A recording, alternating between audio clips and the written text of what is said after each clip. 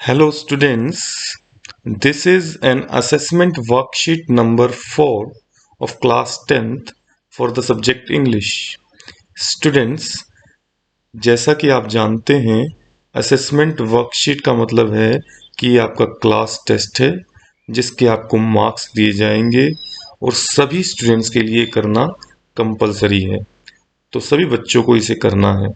Okay, This class test or assessment test is based on the poem Dust of Snow, which you have already done through earlier worksheets. Okay बच्चों, इसके basis पर कुछ questions दिए गए हैं, वो देख लेते हैं। फर्स्ट क्वेश्चन का जो सेट है उसके अंदर 5 क्वेश्चंस हैं।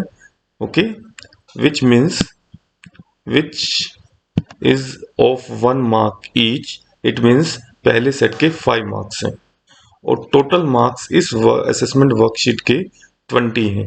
ओके, फर्स्ट क्वेश्चन देखते हैं। What kind of effect does the action of the crow have on the poet.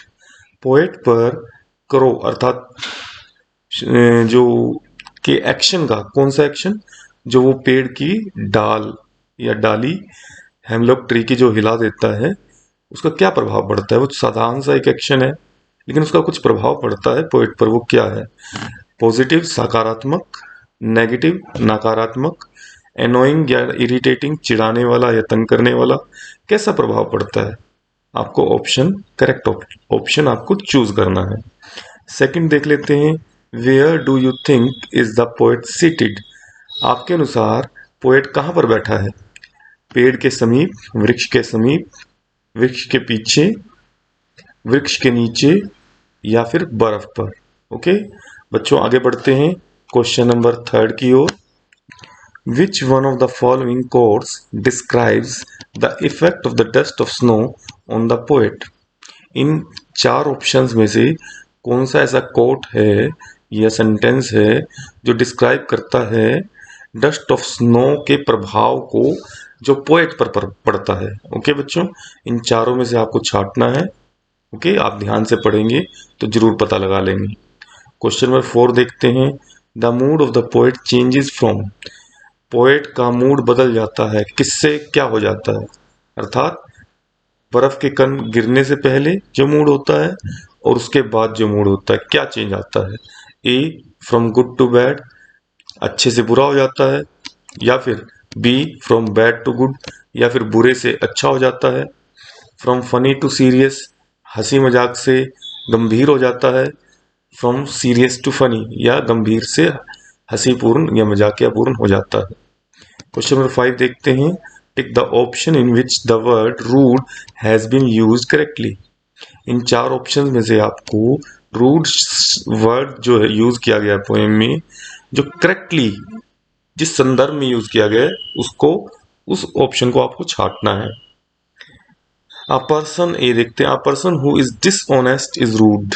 एक ऐसा व्यक्ति जो बेईमान है, डिसऑनेस्ट है, वो रूड है। B, his behaviour is rude. उसका बिहेवियर जो है वो रूड है, व्यवहार। It is no use to cry over rude milk.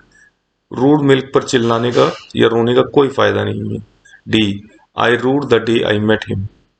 मैंने अपना दिन बर्बाद कर दिया, रूड कर दिया जब मैं उससे मिला। रूड का मतलब वैसे हेल्ड इन रिग्रेट या होता है, अर्थात बर्बाद होना या। ओके बच्चों, क्वेश्चन नंबर 2 देखते हैं। Answer the following questions in 20 to 30 words. Question number 2 जो है, it has 3 questions and each question is of 2 marks, means it is of 6 marks. Okay, look at the first question. What changed the poet's mood in the poem Dust of Snow? Dust of Snow जो poem है उसमें poet का mood क्या चीज बदल देती है? Dust of snow में पोएट का मूड क्या चीज जो है वो बदल देती है। Okay, look at the question number 2 of second question. What is dust of snow? Dust of snow क्या चीज है? Third question, how had the rest of the day change for the poet? बाकी बचा हुआ जो दिन है पोएट का, वो पोएट के लिए किस प्रकार बदल जाता है? बच्चों, that was second question of 6 marks. पहला जो क्वेश्चन किया हमने वो that was of 5 marks, it means total 11 marks, और 9 मार्क्स अब ये रह गई हैं जो हमें करने हैं। देखते हैं क्वेश्चन नंबर थर्ड। इसके अंदर आंसर आपको 40 to 50 वर्ड्स का है, 3 मार्क्स ईच क्वेश्चन है, there are 3 marks for each question as well as there are 3 questions in question number third. Okay, look at the first one. The crow and hemlock are usually used in the negative sense. hemlock जो पेड़ है और जो crow है उनको हम हमेशा नकारात्मक सेंस, नेगेटिव सेंस में देखते हैं या जाना जाता है, but the poet uses them differently, परंतु पोएट उनका प्रयोग अलग तरीके से करता है। हाउ, कैसे करता है आपको बताना है। Question number 2, what warning does the poet give through the poem fire and ice. Fire and ice जो पोएम है उसके द्वारा पोएट क्या वार्निंग अर्थात क्या चेतावनी देना चाहता है। क्वेश्चन नंबर 3 देखें। In the poem fire and ice the poet talks about the destruction of this earth due to certain reasons. Poet जो है फायर एंड आइस पोएम में इस धरती के विनाश या डिस्ट्रक्शन की बात करता है कुछ कारणों से। According to Frost how will the world possibly end. Poet के अनुसार इस दुनिया का अंत किस प्रकार हो सकता है। ओके, आपको थर्ड का आंसर देना है। बच्चों, आई होप कि अब आप इस असेसमेंट शीट को बड़े आराम से कर पाएंगे। Thank you.